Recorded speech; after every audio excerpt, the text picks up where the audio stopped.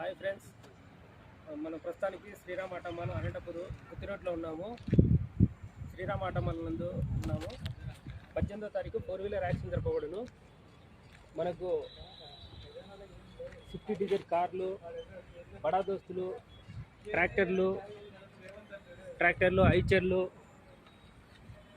అన్ని వేలం వేయబడును. 18వ తారీఖు మనకి ఇక్కడ అన్ని వెహికల్స్, సెకండ్స్ వెహికల్స్ అన్నీ అమ్మబడును.